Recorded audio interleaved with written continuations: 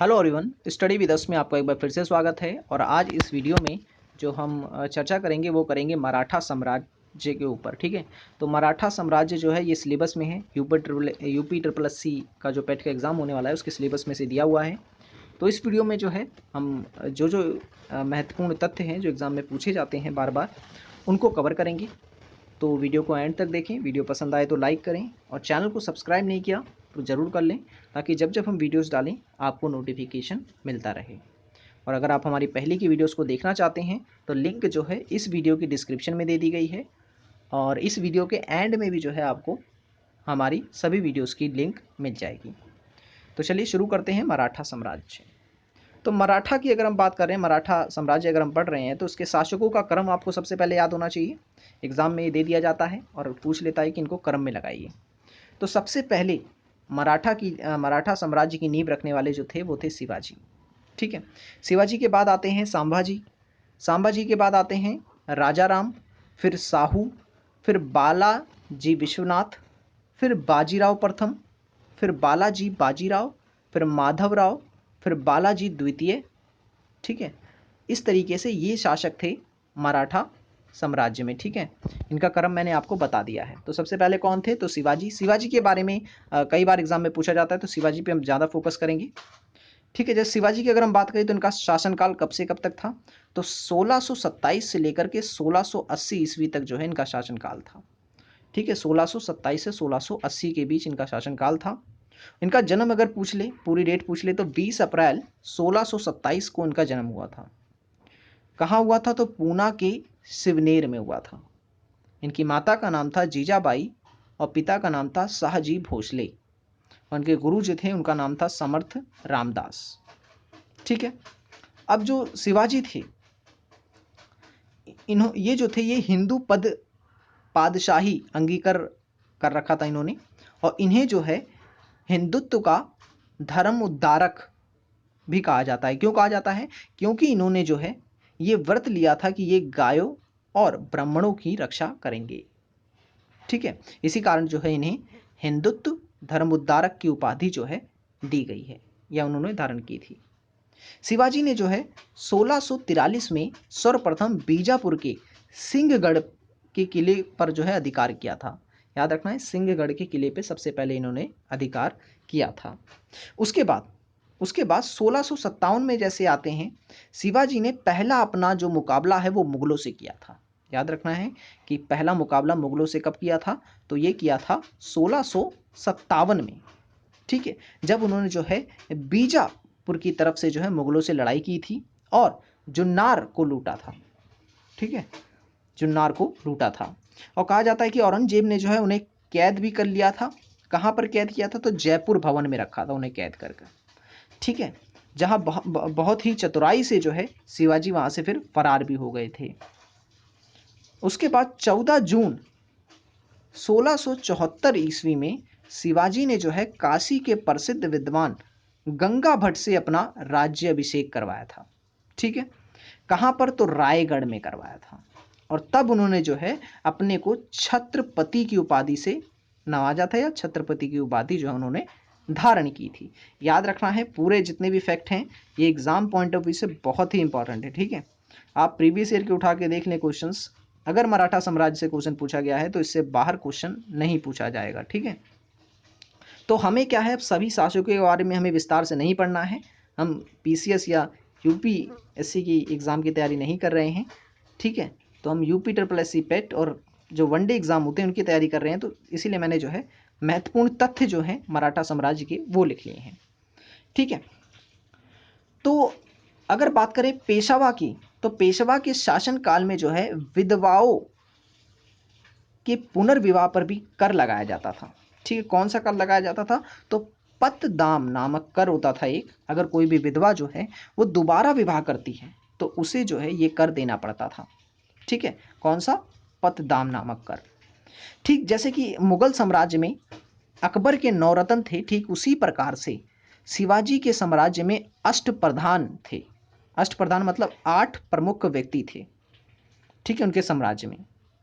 तो ये भी आपको याद रखना है, अष्टप्रधान किस शासक के साम्राज्य में थे? तो शिवाजी के साम्राज्य में थे, ठीक है। और राज्य की आय का एक अन्य स्रोत था जो था चौथ कर, ठीक है, चौथ कर। चौथ कर किसने प्रारंभ किया था? तो याद रखना है शिवाजी ने।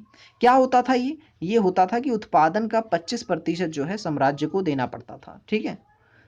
तो इसे ही चौथ कर कहा जाता था, यानी कि 1/4। और पानीपत का तृतीय युद्ध जो है वो 14 जनवरी 1761 में लड़ा गया था, ठीक है।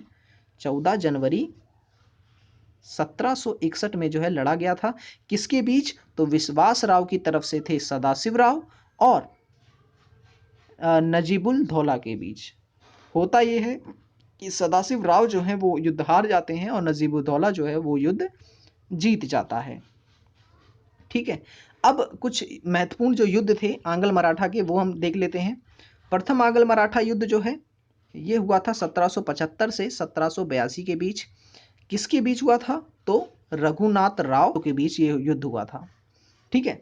और फिर सूरत की संधि हुई थी, कब हुई थी? तो याद रखना आपको 1882 में हुई थी। द्वितीय मराठा युद्ध की बात करें तो 1803 में हुआ था, 1803 से 1806 ईस्वी के बीच हुआ था। तृतीय आंग्ल मराठा युद्ध जो है वो हुआ था 1817 से 1818 के बीच हुआ था। उसके बाद महत्वपूर्ण संधियां भी काफी सारी हुई थी जो आपको याद रखनी है, जैसे कि पुरंदर की संधि कब हुई थी? तो 12 जून 1665 में। किसके बीच? तो मुगलों की तरफ से थे जयसिंह, राजा जयसिंह, और मराठा की तरफ से थे शिवाजी। सूरत की संधि हुई थी 1775 में रघुनाथ और ईस्ट इंडिया कंपनी के बीच। सालबाई की जो संधि है वो 1782 में हुई थी पेशावा माधवराव और अंग्रेजों के बीच। बड़गांव की जो संधि है वो 1779 में हुई थी पेशावा माधव नारायण और अंग्रेजों के बीच। फिर और मंदसौर की जो संधि है हुई थी वो हुई थी 6 जनवरी 1818 को होलकर व अंग्रेजों के बीच, ठीक है। तो ये संधियां जो हैं आपको याद रखनी है, एग्जाम में काफी रिपीट होती हैं। ओके, अब बात करते हैं मराठा कालीन अधिकारियों की, ठीक है। अधिकारियों के नाम काफ़ी पूछ लेता है, उनके कार्य कभी कभी पूछ लेता है। तो मैंने 5 ऐसे लिए हैं जो रिपीटेड रहते हैं एग्जाम में। अगर हम प्रशासन व्यवस्था की बात करें तो मराठाओं की प्रशासन व्यवस्था जो थी वह काफ़ी अच्छी थी। यही कारण है कि मराठा ने जो है बहुत ही कम समय में जो है प्रसिद्धि प्राप्त की थी भारत में। तो सबसे पहला जो अधिकारी था वो था मजूमदार। कौन होता था मजूमदार? मजूमदार का काम होता था आय और व्यय का निरीक्षण करना। साम्राज्य में कितना पैसा आ रहा है, कितना जा रहा है, इन सब की देख रेख, इनका निरीक्षण करने का कार्य जो होता था वो मजूमदार का होता था। दूसरा था मिरासदार। मिरासदार कौन होता था? मिरासदार कहा जाता था जमींदारों को।